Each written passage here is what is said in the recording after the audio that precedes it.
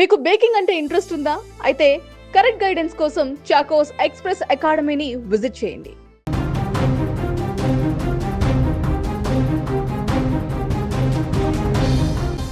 లక్షల రూపాయల ఫీజులు, రాత్రింబగళ్ళు కష్టపడి చదువు, భవిష్యత్తులో వేలాది మంది ప్రాణాలు కాపాడే డాక్టర్లు అవ్వాలనే కలలు.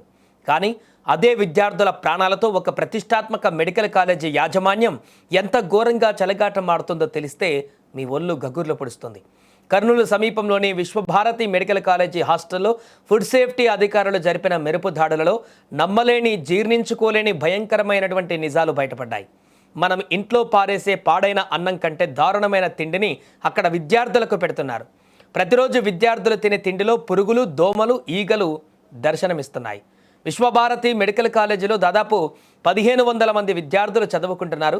వీరందరి దగ్గర నుంచి హాస్టల్ ఫుడ్ మెస్ ఖర్చుల కింద రోజుకు ఒక్కో విద్యార్థి నుంచి అక్షరాల 123 రూపాయలు వసూలు చేస్తుంది యాజమాన్యం. అంటే నెలకు లక్షల్లో, ఏడాదికి కోట్లల్లో అందరు విద్యార్థుల నుంచి కేవలం తిండి కోసమే వసూలు చేస్తున్నారు. కానీ ఇక్కడే అసలు దోపిడీ బయటపడింది.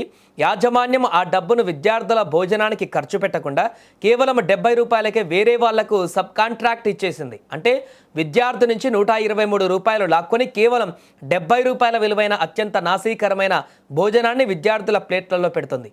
మరి అంత తక్కువ ఖర్చుతో మంచి భోజనం ఎలా వస్తుంది? అందుకే అక్కడ పురుగులు పట్టిన బియ్యంతో అన్నం వండుతున్నారు. ఫుడ్ సేఫ్టీ అధికారులు హాస్టల్ వంటగది పైన దాడి చేసినప్పుడు అక్కడ ఏకంగా 200 కిలోల పురుగు పట్టిన బియ్యాన్ని కనుగొని షాక్ అయ్యారు. వెంటనే ఆ బియ్యాన్ని అధికారులు సీజ్ చేశారు. వంటగదిలో ఎక్కడ చూసినా ఈగలు, దోమలు, అపరిశుభ్రత రాజ్యమేలుతోంది.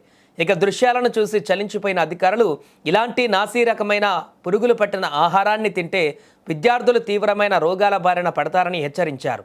ఫుడ్ పాయిజన్ అయ్యి ప్రాణాలకే ప్రమాదం వచ్చే పరిస్థితి ఉందని ఆందోళన వ్యక్తం చేశారు.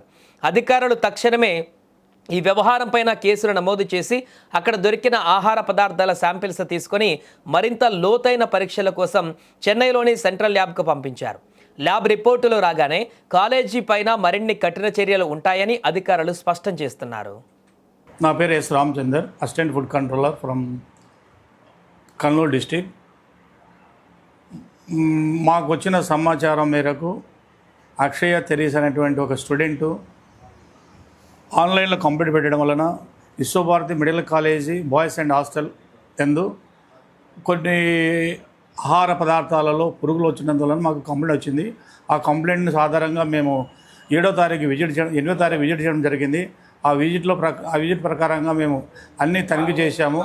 హైజీనిక్ కండిషన్స్, అనైజీనిక్ కండిషన్స్ చూసిన తర్వాత కొన్ని రైస్లో పురుగులు, తర్వాత దాంతోపాటు రకరకాలైనటువంటి పురుగులు ఉండడం వలన కనీసం ఒక 200 కేజీల రైస్ని సీల్ చేయడం జరిగింది. ఆ సీల్ చేసి మేము జాయింట్ కలెక్టర్ దగ్గర కేసు పెట్టడం జరుగుతుంది. Rajagopalarao, food safety officer, Kurnool district.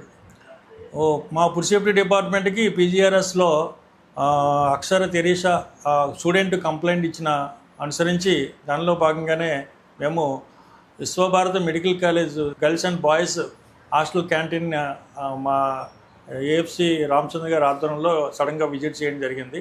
ఇన్స్పెక్షన్లో భాగంగా హైజీనిక్ కండిషన్స్, అట్లాగే ప్రిపరేషన్ రూము అన్నీ అబ్జర్వ్ చేయడం జరిగింది. ప్రిపేర్డ్ రూమ్లో అనైజిక్ కండిషన్స్ ఎక్కువగా ఉన్నవి. ఫ్లైస్ ఎక్కువగా ఆహార పదార్థంలో వాడుతున్నట్టు గమనించాం.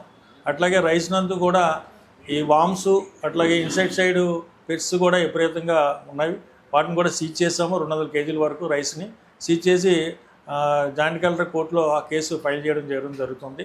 అదేవిధంగా స్టోర్ రూమ్ను కూడా క్షుణ్ణంగా పరిశీలించినప్పుడు వివిధ రకమైన ఫుడ్ పదార్థాలను కూడా శాంపుల్ తీసి అనాలిసిస్ నిమిత్తం బ్యూరో వెరిటేస్ చెన్నై ల్యాబ్కి పంపించడం జరిగింది. ల్యాబ్ రిపోర్ట్ అనంతరం మేము చర్యలు తీసుకుంటాము.